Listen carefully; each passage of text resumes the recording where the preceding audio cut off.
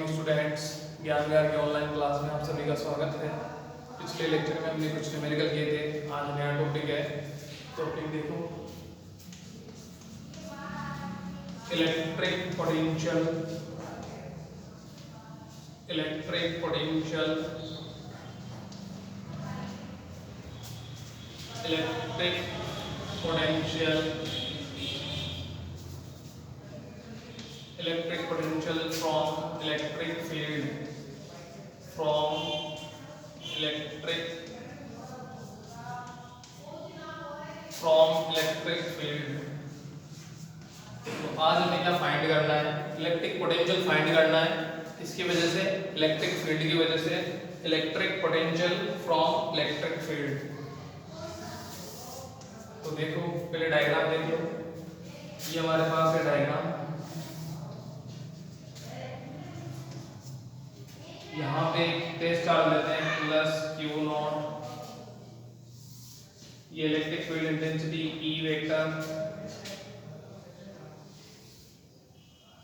यहाँ पे हमने एक बात ले लिया ए बी, और यहाँ एक स्मॉल डिस्प्लेसमेंट ले लिया डीएल, स्मॉल डिस्प्लेसमेंट डीएल। ठीक है। According to diagram, according to diagram, according to diagram, a positive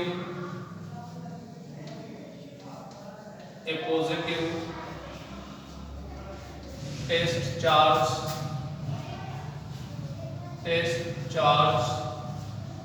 according to diagram, a positive test charge moving on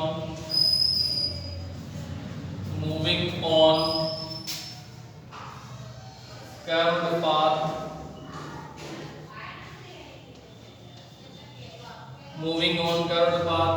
AB। Diagram के अकॉर्डिंग हम ये मान के चलते हैं कि एक कर्व्ड पाथ AB है, इसके अकॉर्डिंग एक test charge plus Q naught move कर रहा है। Work done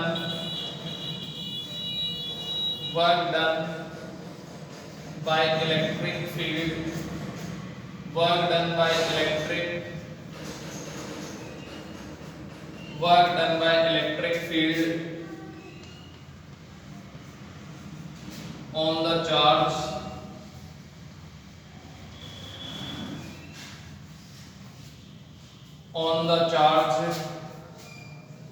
in small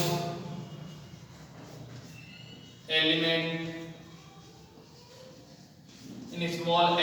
displacement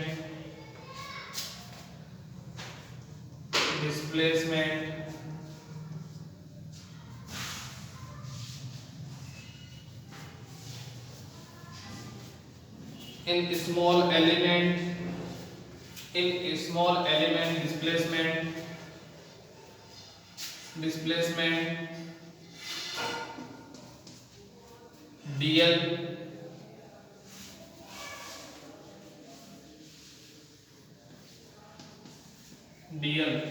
तो अकॉर्डिंग टू डायग्राम, हमारे पास एक डायग्राम है। यहाँ पे हमने इसके ओरिजिन पॉइंट पे, सेंटर पॉइंट पे या ओरिजिन पॉइंट पे प्लस क्यू नॉट एक टेस्ट चार्ज रखा हुआ है जो मूव कर रहा है on curved path AB path के अकॉर्डिंग मूव कर रहा है। ठीक है। और यहाँ पे वर्क डन होगा, क्योंकि जाहिर सी बात है चार्ज को मूव करने के लिए चार्ज को मूव करवाएंगे तो वर्क डन होगा। Work done by electric field on the charge, जो इलेक्ट्रिक फील्ड वर्क करेगा चार्ज पे on the charge in small element displacement DL vector, in small element displacement DL vector. तो यहाँ ए से बी तक की लेंथ एल मान लेते हैं। तो हमने स्मॉल जो है स्मॉल एलिमेंट डीएल है उसको इमेजिन किया। डीएल डिस्प्लेसमेंट देने में वर्क डन कितना होगा उसके बारे में हम बात कर रहे हैं। तो हमारे पास जो वैल्यू आ जाएगी dw F.dl। फॉर्मूला हम जानते हैं, फोर्स इनटू डिस्प्लेसमेंट।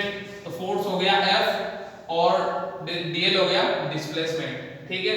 तो डॉट प्रोडक्ट है, डॉट प्रोडक्ट आप जानते हो cos थीटा होता है, क्रॉस प्रोडक्ट sin थीटा होता है। तो यहाँ पे हम बात करते हैं F यहाँ पर है फोर्स, dl यहाँ पे है डिस्प्लेसमेंट,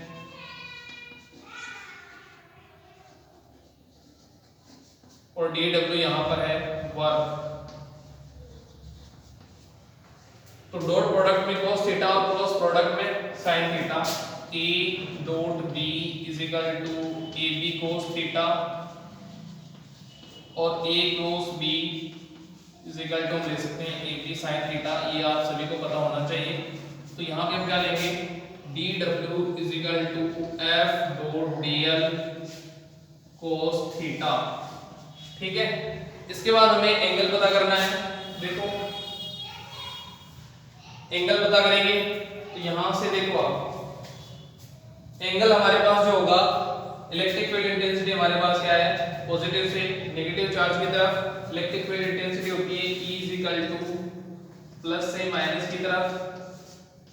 ठीक है, इस ग्राफ को थोड़ा इजी ग्राफ ले लेते हैं, इस तरह से आप ले सकते हो, प्लस से माइनस की तरफ इलेक्ट्रिक फील्ड इंटेंसिटी, प्लस से माइनस की तरफ इलेक्ट्रिक फील्ड इंटेंसिटी।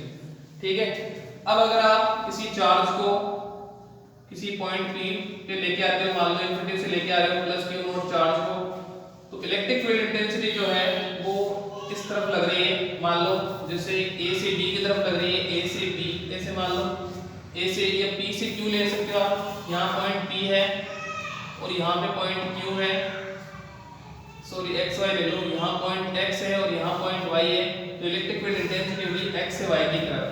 ठीक है, तो चार्ज को हम लेके आएंगे, तो जैसे यहाँ पे चार्ज होगा प्लस, ठीक है, तो ये प्लस और ये प्लस दोनों में क्या होगा, दोनों में होगा रिपल्शन। तो रिपल्शन होगा तो फोर्स लगेगा इस तरफ और डिस्प्लेसमेंट जो होगा वो x y डायरेक्शन में फोर्स लगेगा और y x डायरेक्शन में डिस्प्लेसमेंट होगा। y x डायरेक्शन में क्या होगा, डिस्प्लेसमेंट होगा। ठीक है, फोर्स के अपोजिट डायरेक्शन में डिस्प्लेसमेंट होगा, ये मैंने आपको पहले ही बताया हुआ है। फोर्स के अपोजिट डायरेक्शन में डिस्प्लेसमेंट होगा, फोर्स के अपोजिट डायरेक्शन में डिस्प्लेसमेंट होगा। पॉइंट P यहाँ पे ले लेते हैं मान लो, और यहाँ पे ये पॉजिटिव से नेगेटिव चार्ज है, यहाँ पे प्लस Q चार्ज रखते हैं, इसको इसके पास में लेके आते हैं, तो ये प्लस और ये प्लस दोनों सेम है, सेम पे रिपल्शन होगा, तो फोर्स लगेगा मान लो P से R की तरफ। ठीक है, Q इसलिए नहीं ले रहे हैं क्योंकि चार्ज भी Q और पॉइंट भी Q, तो कंफ्यूज नहीं हो, इसलिए P से R की तरफ फोर्स लगेगा और डिस्प्लेसमेंट R से P की तरफ होगा, R से P की तरफ होगा डिस्प्लेसमेंट। तो हमें पता है एंगल, हमें पता चल जाएगा, ये होगा F और ये होगा डिस्प्लेसमेंट dl। तो एंगल कितना हो जाएगा, थीटा इज इक्वल टू 180। तो यहाँ पे भी एंगल जो होगा वो कितना होगा, theta is equal to 180। Displacement और जो है फोर्स की डायरेक्शन क्या होगी, अपोजिट होगी, तो थीटा इज इक्वल टू क्या होगा, थीटा इज इक्वल टू 180। तो cos 180 की वैल्यू क्या होगी, cos 180 की वैल्यू होगी -1, तो dw इज इक्वल टू हो जाएगा माइनस f डॉट dl -1। तो यहाँ हम ले सकते हैं dw is equal to minus f dot dl। ठीक है, यहाँ तक आपको समझ में आ गया होगा इक्वेशन नंबर 1। इसके बाद हमें क्या करना है, इसके बाद हमें टोटल वर्क निकालना है। ये स्मॉल एलिमेंट के कारण, स्मॉल डिस्प्लेसमेंट के कारण हमारे पास वर्क है, हमें टोटल वर्क निकालना है। तो टोटल वर्क कैसे निकालेंगे, इंटीग्रेशन कर देंगे, इंटीग्रेशन करेंगे, total work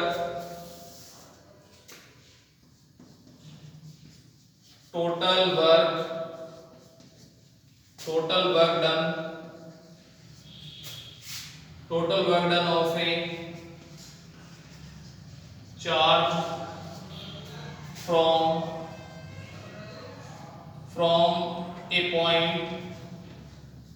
from a point A to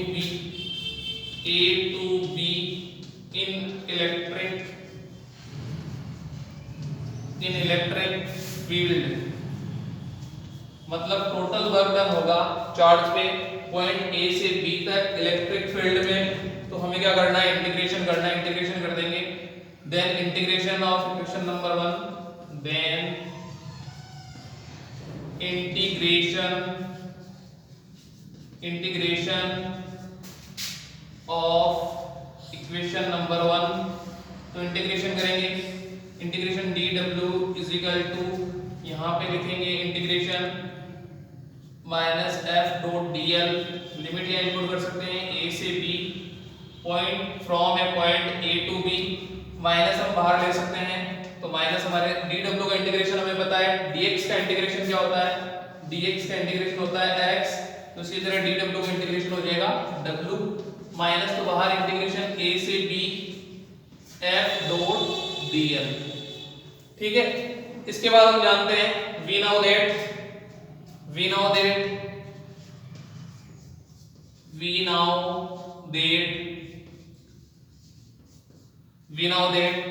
क्या है, फोर्स और इंटेंसिटी में रिलेशन क्या है, फोर्स और इंटेंसिटी में रिलेशन है E is equal to F upon Q naught, तो यहां पे हम लिख सकते हैं E इज इक्वल टू, इस साइड में लिख लेते हैं we know that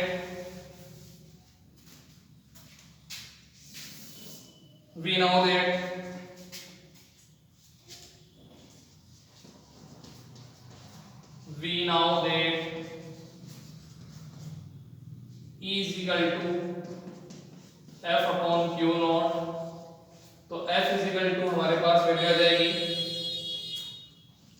F is equal to Q naught E, equation number 2। ठीक है, इक्वेशन नंबर 2 इसको ले सकते हैं हम, तो ये इक्वेशन नंबर आ जाएगी 3, इक्वेशन नंबर 3।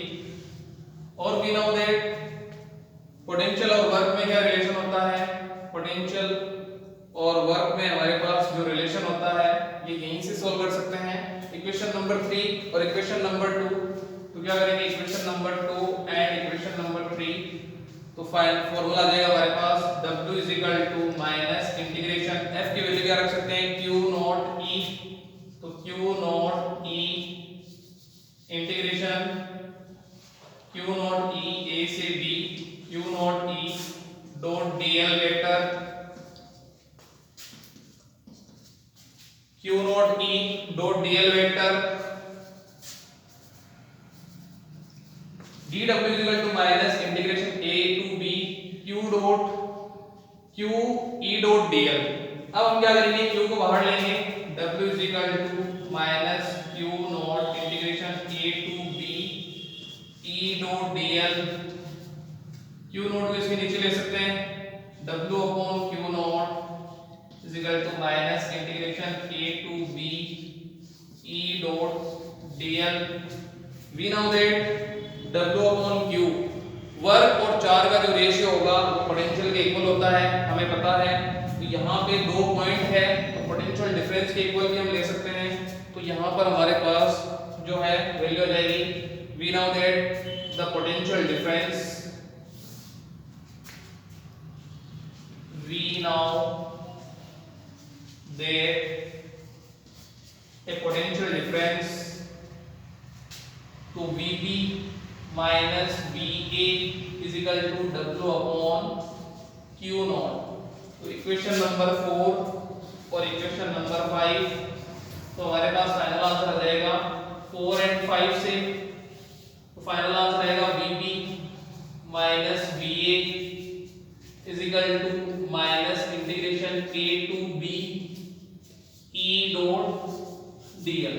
तो ये होगा हमारे पास फाइनल आंसर इलेक्ट्रिक फील्ड के कारण पोटेंशियल। ठीक है, एक बार वापस बता रहा हूं, ध्यान से देख लो। हमारे पास according to diagram a positive test charge moving on a curve path AB, एक टेस्ट चार्ज है वो कर्व पाथ पे मूव कर रहा है। ठीक है, work done by electric field on the charge, electric field की वजह से चार्ज पे जो वर्क डन होगा वो in small element displacement, small displacement देने में वर्क डन कितना होगा, वो होगा dW = F dot dl, dot product है तो cos थीटा ले लेंगे, F dot dl cos theta, theta की वैल्यू 180, थीटा की वैल्यू 180 कैसे हुई, थीटा की वैल्यू 180 इस तरह से होगी, फोर्स और डिस्प्लेसमेंट क्या होंगे अपोजिट डायरेक्शन में, जो मैं आपको बता चुका हूं। तो थीटा की वैल्यू हो जाएगी 180, थीटा अगर 180 होगा तो 180 की वैल्यू होती है -1, वैल्यू इनपुट कर देंगे तो dw = f.dl -1, तो dw = f.dl। Total work done करना है पॉइंट A से पॉइंट B के बीच में, तो integration a to b -f.dl, तो dx का इंटीग्रेशन x, तो dw का integration w minus integration a to b f.dl। We now that electric field V is equal to F upon Q naught, F is equal to Q naught E, equation number 2 and 3। तो W is equal to minus integration A to B Q naught E dot dl। F की value हमने यहाँ input कर दी, F की value जो है यहाँ पर हम इनपुट करेंगे Q E, तो ये हो जाएगा dot dl। Minus Q naught बाहर है, माइनस पहले से Q naught को बाहर ले लिया, Q naught को W के नीचे लेंगे तो W वर्क और चार्ज का रेशियो पोटेंशियल डिफरेंस के इक्वल होता है, पोटेंशियल के इक्वल भी होता है, क्योंकि यहाँ दो पॉइंट है इसलिए पोटेंशियल डिफरेंस के इक्वल लेंगे। तो we now that a potential difference VB - VA = W upon Q naught। 4 और 5 से सॉल्व करेंगे तो VB - VA = minus integration A to B E dot dl। ठीक है, यहाँ तक आपको समझ में आ गया होगा। एक चीज और देख लो, यहाँ पर हमारे पास जो है पोटेंशियल डिफरेंस, हमारे पास जो पोटेंशियल डिफरेंस की वैल्यू आई है वो ये है, पोटेंशियल डिफरेंस की वैल्यू आई है VB minus VA minus integration A to B E vector dot dl vector. ठीक है, तो ये हमारे पास इलेक्ट्रिक फील्ड इंटेंसिटी की वजह से हम पोटेंशियल निकाल सकते हैं, पोटेंशियल डिफरेंस निकाल सकते हैं।